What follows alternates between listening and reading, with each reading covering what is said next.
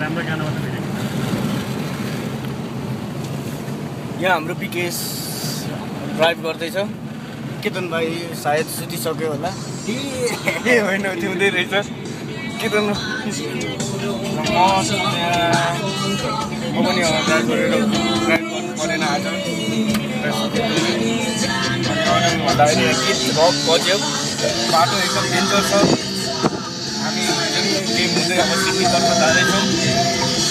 अनि अरू के भन्नुपर्दा बाटो एकदम साँघुरो छ। सिङ्गल लेन 1-2 लेन हो तर एकदम न्यारो बाटो छ। विकेश गाडी एकदम खतरा चलाउँदैछ। अनि उता सिनेरीहरू हेर्नु पर्दाखेरि दामी दामी पाहाडहरू छ र वरिपरि जङ्गल एकदम घना जङ्गल छ।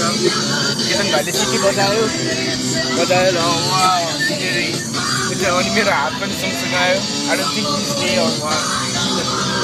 के भन्नु यहाँ हेर्न पर्दाखेरि यहाँ रुख ढलेको छ।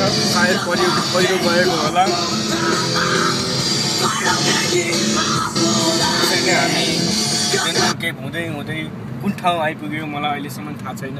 But we still driving. र विकेशलाई यो गाना एकदम मनपर्दो रहेछ। अनि ऊ हाँस्यो। केतन भाइ के गर्दैछ? केतन भाइ गानाको म्युजिक बजाउँदैछ। ओ बाटो एकदम डेन्जर आयो। अहिले टर्निङमा आइपुग्यो हामी र सनलाइटले डिस्टर्ब गर्यो। हामी कहिले हाम्रो गन्तव्यमा पुग्ने हो हामीलाई थाहा छैन।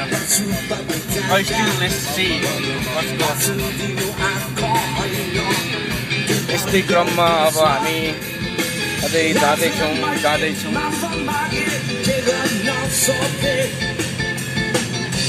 अरूभन्दा पनि गीतको सुरमा हामी अलि रमाउने कोसिस गर्दैछौँ। हाम्रो देश नेपाल र हामी नेपाली नै गीत बजेको छ अहिले।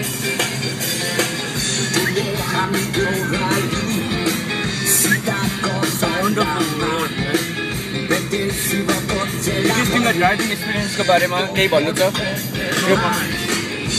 रमाइलो लाग्यो विकेशलाई। रोड एकदम रमाइलो लाग्यो अरे।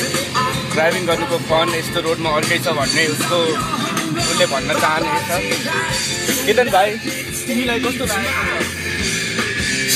तिमीलाई आजको जेनुलिन केपको यात्रा के भन्नु हो भाइ? जेनुलिन केपको यात्रा कस्तो लागेको छ?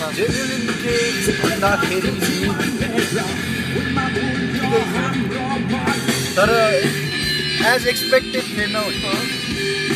अब उकालो बाटो आयो। हाम्रो गाडीलाई पिकअप तान्यो।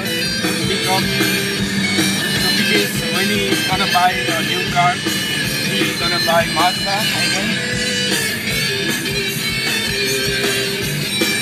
कुनै गन्तव्य आएको छैन अहिलेसम्म। यस्तै जङ्गलको बाटोमा हामी हिँडिरहेका छौँ।